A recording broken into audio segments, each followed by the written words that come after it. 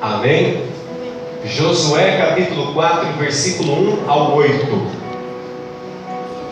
Nos diz a palavra de Deus: Tendo, pois, todo o povo passado o Jordão, falou o Senhor a Josué, dizendo: Tomai do povo 12 homens, um de cada tribo, e ordenai-lhes, dizendo: Daqui no meio do Jordão, do lugar onde parados pousaram os sacerdotes os pés, tomai 12 pedras. Quantas pedras, igreja? 12 pedras. E levai-as convosco, e depositai-as no alojamento em que há a vez de passar esta noite. Chamou, pois, Josué os 12 homens que escolhera dos filhos de Israel, um de cada tribo, e disse-lhes: Passai adiante da arca do Senhor vosso Deus, ao meio do Jordão, e cada um levante sobre o ombro uma pedra, segundo o número das tribos dos filhos de Israel, para que isso seja por sinal entre vós, e quando vossos filhos no futuro perguntarem, dizendo: Que vos significam estas pedras? Então lhe direis que as águas do Jordão foram cortadas diante da arca da aliança do Senhor.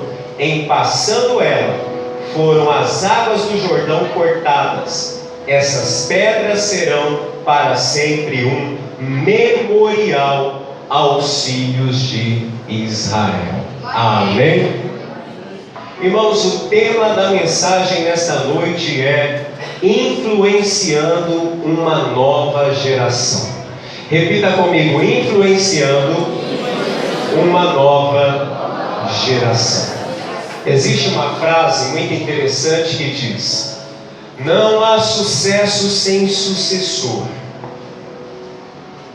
E o seu maior propósito, um dos propósitos mais importantes da sua vida, é que os seus filhos sirvam ao Senhor como ou com mais intensidade do que você serve ao Senhor.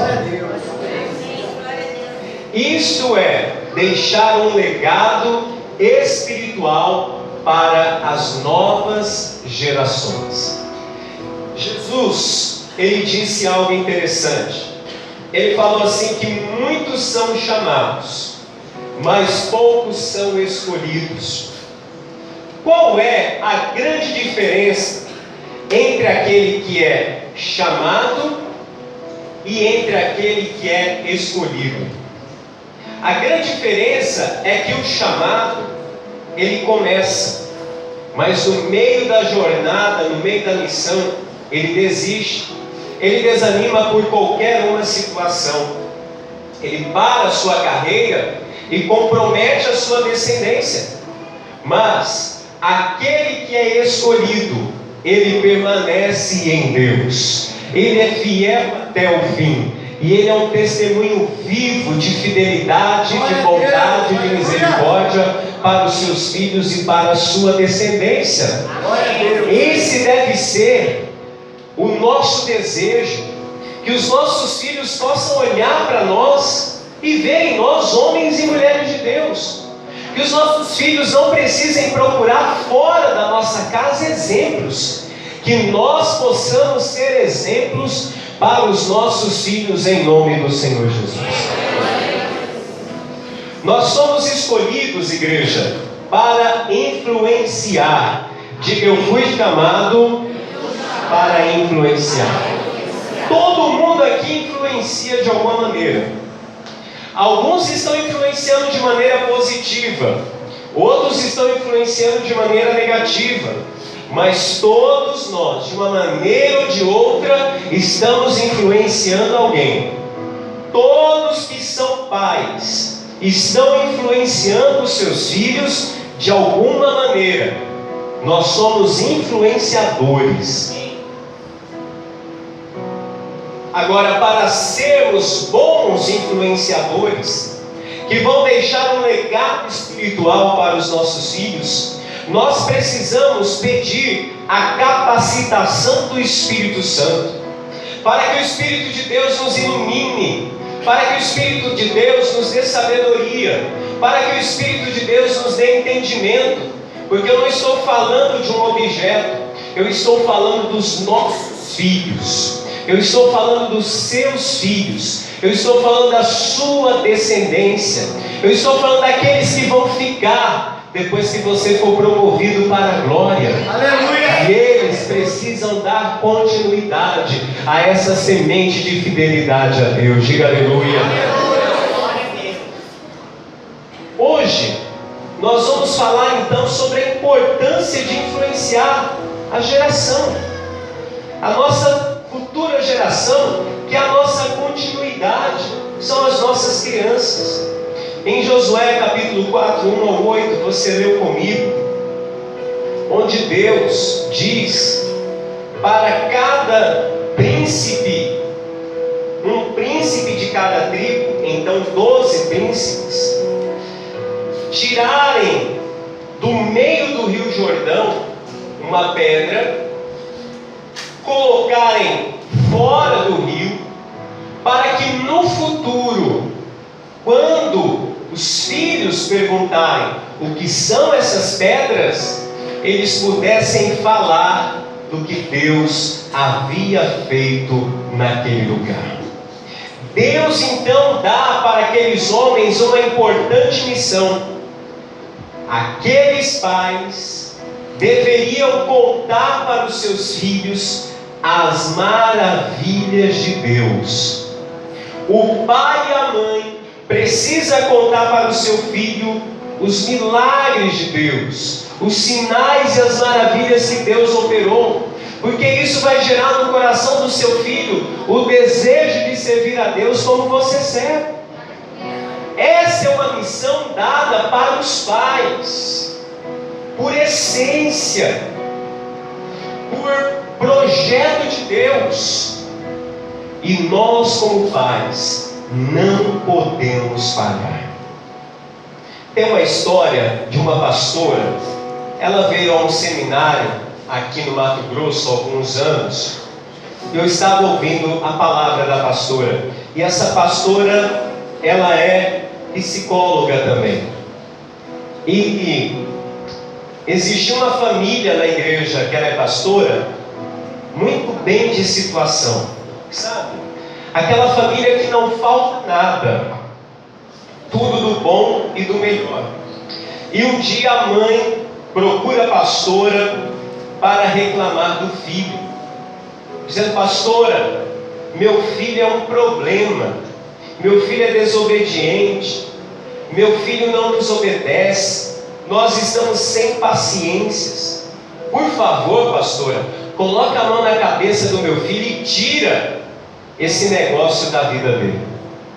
Aí a pastora, mulher de Deus, sabe que nem tudo é culpa do diabo, tem coisa que é culpa nossa.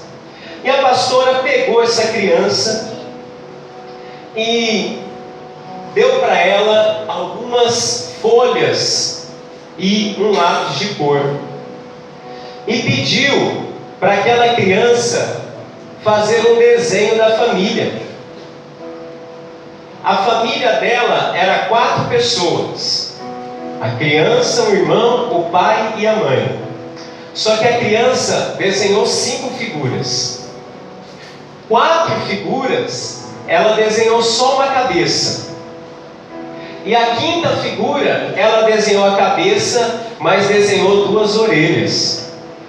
Aí a pastora pegou aqueles desenhos, olhou e perguntou para ele: filho, o que são esses 4 desenhos aqui, sem essa orelhinha? E a criança falou: olha, essa aqui é a minha família, meu pai, minha mãe, meus irmãos. E esse desenho com a orelhinha, o que é? Esse aqui, pastor, é a senhora. Mas por que só no meu desenho você colocou a orelhinha? Aí a criança falou assim: sabe por quê, pastora? Porque a senhora é a única que para me ouvir. Nem tudo é diabo, irmãos. Nem tudo é diabo. Nós precisamos ser atentos. Eu vou repetir. Estou falando dos nossos filhos. Estou falando da nossa descendência. A pastora pegou os desenhos e mostrou para a mãe. E a pastora explicou: o problema não é a criança. O problema é a estrutura familiar. Vocês estão muito ocupados e vocês não têm mais tempo para os seus filhos. Diga misericórdia. Queridos, as crianças de hoje, elas são as maiores lutadoras que existem na face da terra. E eu provo para você. As crianças hoje estão enfrentando batalhas que a nossa geração não enfrentou, a sua geração não enfrentou. Hoje eles estão enfrentando perigos que nós não enfrentamos quando nós éramos pequenos. E eu quero comentar algum deles com você, e eu quero que o Espírito Santo fale no seu coração. Primeira coisa que uma criança nos nossos dias tem que vencer: o aborto. Nunca houve na história da nossa nação tantos casos de aborto. Muitos e muitos casos acontecem. Quantas crianças de forma totalmente indefesa são assassinadas todos os dias. E ainda existem políticos que defendem a política do aborto. E aí, as feministas, você pode ser feminina, mas você não precisa ser feminista. As femininas dizem assim: meu corpo, minhas regras. Mas a Bíblia diz lá no livro do profeta Jeremias que quando ele estava informe no ventre da mãe, o Senhor Deus já havia o visitado. A vida não começa no nascimento, na hora do parto. A vida começa na concepção. 2 semanas é o feto sem forma nenhuma. Com 2 semanas, Deus já fazia planos, Deus já tratava aquilo como um profeta, um homem de Deus. E hoje os políticos estão aí. Olha, eu não gosto de tocar nesse assunto, mas eu tenho que tocar. Esse ano nós temos eleições. E nós temos as eleições para os cargos que vão diretamente sobre esse assunto, que são os cargos legislativos, os cargos que formulam leis, deputados estaduais, deputados federais, senadores e vereadores, e nós precisamos ficar atentos. Você precisa observar se essa pessoa que você vai votar, ela é a favor do aborto. Nós não podemos ser a favor do aborto. O aborto é um assassinato. Se abortar não é assassinato, então espera a criança nascer, pega um porrete e dá uma porretada na cabeça dela. Se não é assassinato, qual que é a diferença? Queridos, esse é o primeiro desafio que as crianças de hoje estão enfrentando. Você já ouviu falar de Sifra e Puá? Já ouviu falar dessas pessoas na Bíblia? Abra sua Bíblia comigo em Êxodo, capítulo 1, versículo 15. Êxodo, capítulo 1, versículo de número 15. Tem alguém aí, irmãos? Amém! Êxodo, capítulo 1, versículo 15. Diz a palavra. Nós vamos ler até o verso 20. O rei do Egito ordenou as parteiras hebreias, das quais uma se chamava Sifra e outra Puá, dizendo: quando servirdes em parteiras as hebreias, examinai, se for filho, matai-o, mas se for filha, que viva. As parteiras, porém, temeram a Deus e não fizeram como lhes ordenaram o rei do Egito. Antes deixaram viver os meninos. Então o rei do Egito chamou as parteiras e lhes disse: Por que fizestes isso e deixaste viver os meninos? Responderam as parteiras a Faraó: é que as mulheres hebreias não são como as egípcias, elas são vigorosas, e antes que lhes cheguem a parteira, já deram à luz os seus filhos. E Deus fez bem às parteiras, e o povo aumentou e se tornou muito forte.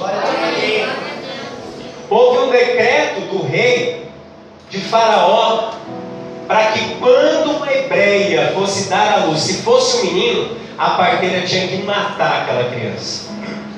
E elas não fizeram isso, porque elas temeram a Deus. Diga aleluia.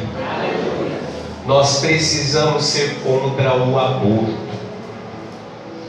Só estamos aqui, você só está aqui. Agora eu vou mexer com você, irmão. Você só está aqui porque a sua mãe não te abortou. Vou repetir. Você só está aqui porque a sua mãe não te abortou. Com toda a luta ela te criou, te educou e fez você um homem, fez você uma mulher.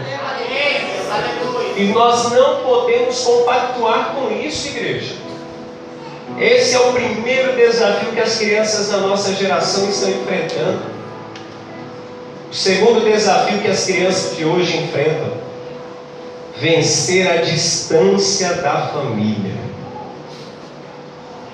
Pai que não quer ser pai, mãe que não quer ser mãe, então não tenha filhos.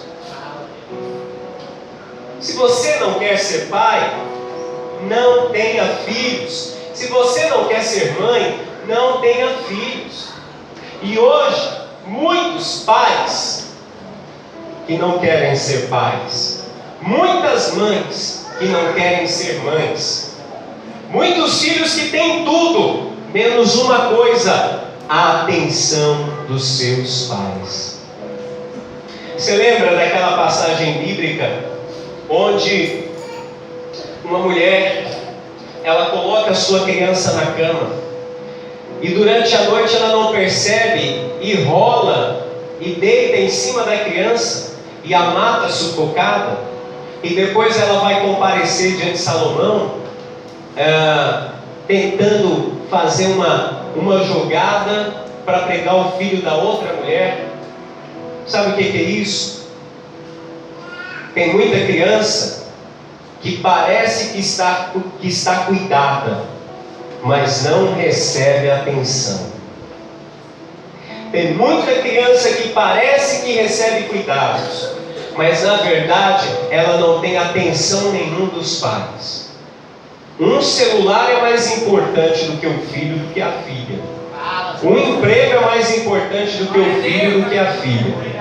Uma partida de futebol é mais importante do que o filho, do que a filha. Hoje as crianças não ficam mais com os pais. Tudo bem, eu sei, a mulher do século 21, o homem do século 21, mas os princípios da família não vão mudar. Uma babá não vai cuidar do seu filho como você vai cuidar. A creche não vai cuidar do seu filho como você vai cuidar. Eu não estou falando de qualquer coisa, eu repito, eu estou falando dos nossos filhos. Eu estou falando de algo que é prioridade na nossa vida. Nós temos que dar atenção para os nossos filhos. Nós temos que aprender a dar atenção para os nossos filhos, porque esse é um grande desafio que as crianças desta época, desse tempo, estão enfrentando. Melhor do que presente é a presença. Sabe qual que é as lembranças mais alegres que eu tenho com meu pai? É quando meu pai colocava eu na cacunda dele para brincar, quando ele jogava a bola comigo, e ele queria que eu fosse flamenguista. Eu sei que Jesus tem poder, papai, não pensei que são as maiores lembranças. Quando ele ia comigo passear, são as melhores lembranças que eu tenho até hoje. Eu quero dizer para você, um smartphone não vai substituir a sua presença na vida do teu filho. Quer dizer que o vestido mais bonito para a tua filha não vai substituir a sua presença na vida dela. Amém. Nada material vai substituir a presença do pai e da mãe na vida de um filho. Amém.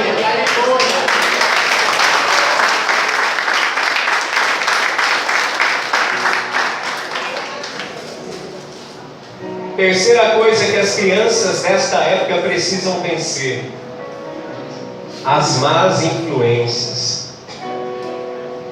Nunca houve um tempo, querido, onde as nossas crianças fossem tão más influenciadas como hoje. Verdade. Dentro das escolas, dentro de casa. Antigamente você levava uma criança para a escola e ficava despreocupado. Hoje você precisa ficar preocupado. Hoje você precisa ficar atento. Mais uma vez eu vou tocar na política, não tem jeito. Projetos chamados ideologia de gênero. Projetos para uma criança de 12 anos chegar no hospital e falar: olha, eu quero fazer uma cirurgia de mudança de sexo. Eu não sou menino, eu sou menina, eu quero fazer. E sem autorização dos pais, a criança pode fazer. Tudo isso está tramitando no Senado da nossa nação, igreja. E a gente não sabe de nada disso. Muita gente aí com o osso quebrado, 1 ano na fila do SUS para fazer uma cirurgia. E eles estão querendo fazer uma cirurgia de mudança de sexo numa criança de 12 anos de idade.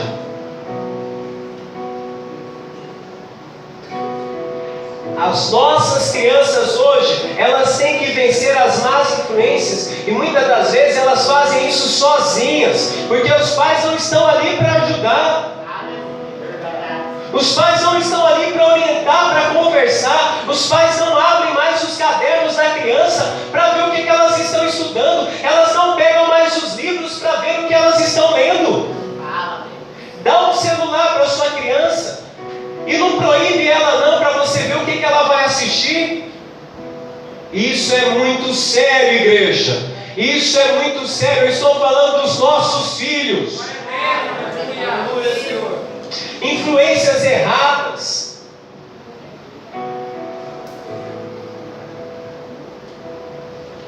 Glória a Deus. A quarta luta que toda criança está enfrentando no nosso tempo: a falta de espiritualidade dos pais.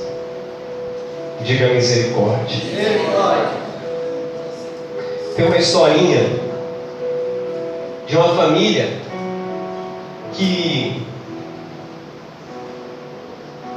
o menininho chega para a mãe e fala assim: mamãe, vamos mudar aqui para a igreja? Vamos falar com o pastor para ele arrumar um cantinho para a gente morar aqui na igreja?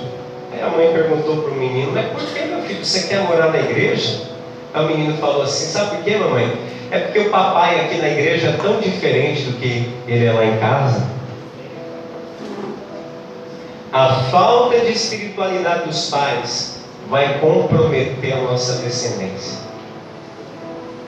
Se o seu filho não vê você orando, vai ser difícil ele ter amor à oração. Se o seu filho não vê você ser um dizimista e um ofertante fiel, vai ser difícil o seu filho ser um dizimista e um ofertante fiel. Se o seu filho não vê você tratando a sua esposa com honra, vai ser difícil quando ele casar tratar a esposa dele com honra. Tudo é uma questão de influência. E a espiritualidade é gerada numa criança através da influência dos pais. Lembre-se disso, queridos. Estamos falando das nossas crianças, dos nossos filhos. Você tem que determinar no seu coração: não vou perder o meu filho para o mundo, porque ele é herança do Senhor para a minha vida. Glória a Deus. Você tem que determinar isso. Não aceito o diabo destruir a minha descendência, os meus filhos serão abençoados na face dessa terra, e eu vou me esforçar para que isso aconteça. Claro que vai chegar um momento que os nossos filhos vão tomar as decisões deles, mas quando chegar esse momento, que nós tenhamos paz no nosso coração para dizer: tudo que eu podia fazer pelo meu filho eu fiz. O problema é se lá amanhã ele tomou uma decisão errada e a nossa consciência nos acusar que nós não fomos presentes na vida dos nossos filhos. Aí isso é algo muito doloroso. Mas mesmo, está repreendido em nome de Jesus, mas mesmo que o seu filho dê umas cabeçadas no futuro, que você tenha paz no seu coração para dizer: tudo que eu poderia ter feito, toda boa educação, toda espiritualidade eu demonstrei para o meu filho.